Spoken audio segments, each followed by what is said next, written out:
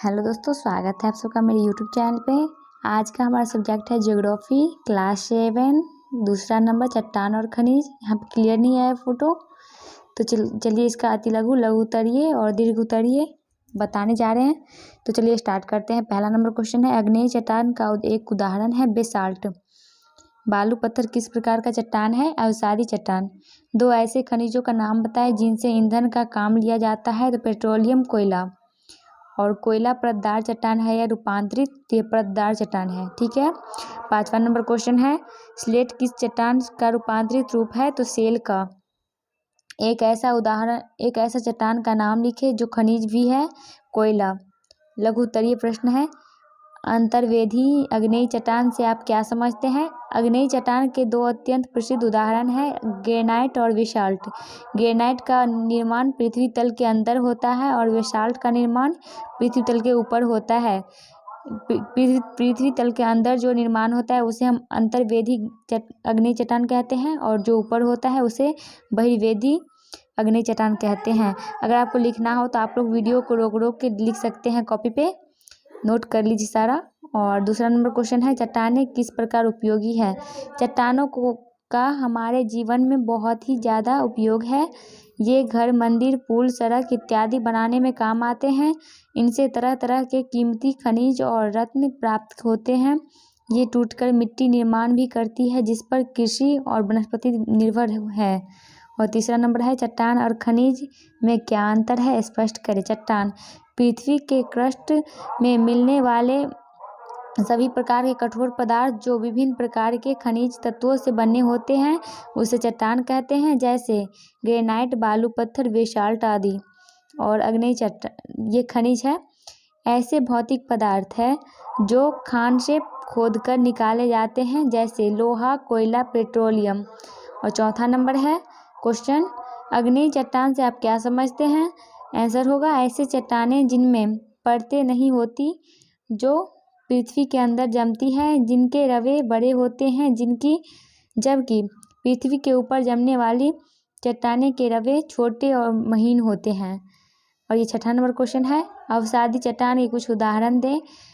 अनेक उदाहरण है हम बताने जा रहे हैं, इसमें एक ही कुछ उदाहरण, मतलब कि मिट्टी, बालू पत्थर, चूना पत्थर और कंग्लोमरेट।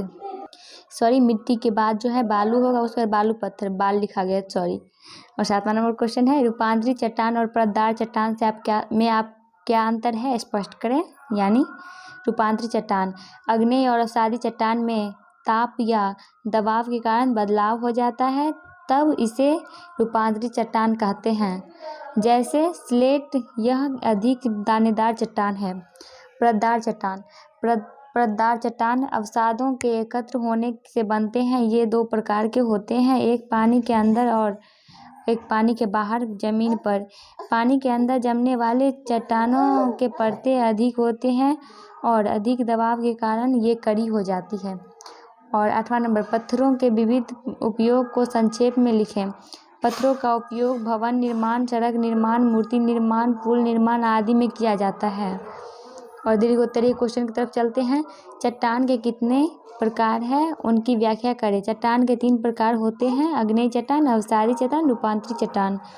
आग्नेय चट्टान, ऐसे चट्टानें जिनमें परतें नहीं होती, जो पृथ्वी के अंदर जमती है, इनके रवे बड़े होते हैं, जबकि पृथ्वी के ऊपर जमने वाले चट्टाने के रवे महीन व छोटे होते हैं, जैसे ग्रेनाइट, बेसाल्ट। और अवसादी चट्टान अवसादों के एकत्र होने से बनते हैं। ये 2 प्रकार के से होते हैं, एक पानी के अंदर और एक पानी के बाहर जमीन पर। पानी के अंदर जमने वाले चट्टान के परतें अधिक होती है और अधिक दबाव के कारण ये कड़ी हो जाती है, जैसे मिट्टी, बालू, चूना पत्थर, बालू पत्थर। रूपांतरित चट्टान, आग्नेय या अवसादी चट्टान में ताप या दबाव के कारण जो बदलाव हो जाता है, तब इसे रूपांतरित चट्टान कहा जाता है, जैसे स्लेट सेल से बना होता है, संगमरमर, चूना पत्थर से। और यह दूसरा नंबर, आग्नेय चट्टान के निर्माण किस प्रकार होता है, उदाहरण देते हुए स्पष्ट करें। भूपर्फटी या स्थल मंडल के नीचे पिघली हुई अवस्था में पड़े खनिजों को ठंडा होकर जमने का ठोस रूप लेने का अवसर मिलता है, तब आग्नेय चट्टान का निर्माण होता है। खनिजों के इस पिघले भंडार को मैग्मा भी कहा जाता है। मैग्मा भूप्रकृति में ही ठंडा होकर ठोस रूप धारण कर ले तो उसे पातालीय या वितलीय आग्नेय चट्टान नाम दिया जाता है। कभी कभी मैग्मा भूप्रकृति के छिद्रों या दरारों से होकर पृथ्वी तल के ऊपर आ जाती है और ठंडा होकर जम जाता है, जिसे ज्वालामुखी चट्टान की संज्ञा दी जाती है। आग्नेय चट्टान के दो अत्यंत प्रसिद्ध उदाहरण ग्रेनाइट और बेसाल्ट है। ग्रेनाइट का पृथ्वी तल के अंदर निर्माण होता है, जबकि बेसाल्ट का पृथ्वी तल के बाहर। ये क्रमशः अंतर्वेदी आग्नेय चट्टान या बहिर्वेदी आग्नेय चट्टान कहलाता है। और तीसरा नंबर क्वेश्चन है, अवसादी चट्टान कैसे बनता है, ये मानव के लिए कैसे उपयोगी है। आंसर होगा, अवसादी चट्टान का निर्माण दीर्घ काल में पूरा होता है। ये चट्टानें पृथ्वी तल पर मिलने वाली चट्टानों के टूटने या खंडित होने और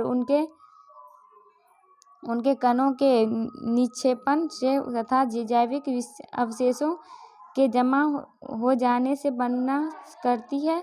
दीर्घ काल तक कणों के परत दर परत जमा हो जाने से निचली परत कड़ी हो जाती है। कणों के बीच लोहे, सिलिका, चिकनी मिट्टी, चूना आदि जोड़ने वाले पदार्थ इन्हें जोड़ने का काम करते हैं। इस तरह पुरानी चट्टानों से नई चट्टानों बनती है। यह पुनर्निर्माण की प्रक्रिया अवसादी चट्टान का निर्माण होता है। ये मानव के लिए घर, पुल, सड़क, मंदिर आदि बनाने में उपयोगी होता है। और अगला नंबर क्वेश्चन है, चौथा नंबर, रूपांतरित चट्टान किस प्रकार महत्वपूर्ण है, इसका निर्माण किस प्रकार होता है। 3 ऐसे चट्टानों का नाम लिखें। ये किसी भी प्रकार के चट्टानों पर अधिक ताप या दबाव पड़ने के फलस्वरूप बंधी हुई चट्टानें हैं। ऐसे स्थिति तब आती है जब ज्वालामुखी उद्गार निकले, भूस्खलन हो या सामान्य स्थिति में भूपृष्ठ के भीतरी भाग से पड़ी चट्टानों के ऊपर चट्टाने का अत्यधिक दबाव पड़े। रूपांतरित नाम इसलिए दिया गया कि ताप और दबाव से चट्टान का मूल रूप और गुण परिवर्तित हो चुका होता है तथा इनकी काया ही बदल गई होती है। इनकी उदाहरण स्लेट और संगमरमर और ग्रेनाइट और बालू पत्थर है, जो क्रमशः सेल और चूना पत्थर और ग्रेनाइट और बालू पत्थर से बने होते हैं। यानी सेल से स्लेट बना होता है, चूना पत्थर संगमरमर और ग्रेनाइट से ग्रेनाइट ही है और बालू पत्थर से भी बालू पत्थर ही है सिर्फ। और 5वां नंबर है, चट्टानी चक्र क्या है, समझाएं। आग्नेय चट्टानें मौसम और जलवायु के प्रभाव से विखंडित होकर अवसादी चट्टानों का निर्माण करती है। अवसादी चट्टानें ताप और दबाव से रूपांतरित होकर निर्माण करती है। अवसादी चट्टानें ताप और दबाव से रूपांतरित होकर रूपांतरित चट्टानों का निर्माण करती है। रूपांतरित पिघलकर पुनः आग्नेय चट्टान बन सकती है। इसी तरह रूपांतरित चट्टानें से अवसादी और अवसादी चट्टान से आग्नेय से रूपांतरित बना करती है। इसे ही चट्टानी चक्र कहते हैं। और ऑब्जेक्टिव क्वेश्चन स्टार्ट होता है, चट्टान निर्माणकारी प्रमुख तत्वों की संख्या कितनी है, तो 20। किस चट्टान के में जीवाश्म मिला करते हैं, तो अवसादी चट्टान। तीसरा है, रूपांतरित चट्टान कौन सा है, संगमरमर। और कौन रूपांतरित चट्टान नहीं है, तो चूना पत्थर, स्लेट, संगमरमर, क्वार्टराइज रूपांतरित चट्टान है। खाली स्थान। खनिजों की संख्या लगभग 2000 है और तत्वों की संख्या 118 है। ग्रेनाइट आग्नेय चट्टान का उदाहरण है। और तीसरा, संगमरमर रूपांतरित चट्टान का उदाहरण है और कोयला अवसादी चट्टान का। और चौथा नंबर, अवसादी चट्टानों में जीवाश्म मिला करते हैं और ये खाली स्थान। तांबा धात्विक खनिज है जिसकी कोयला अधात्विक है, जबकि कोयला अधात्विक है। हाँ।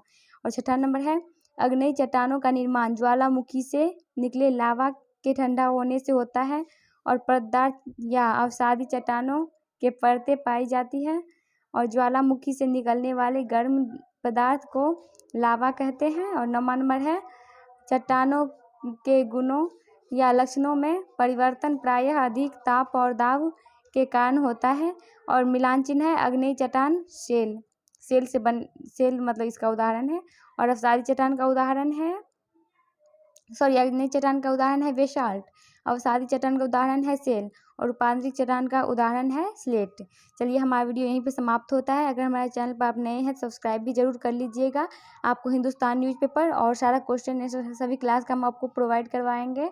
और अगर पसंद आए तो लाइक भी कर लीजिए और दोस्तों के साथ शेयर भी जरूर करिए।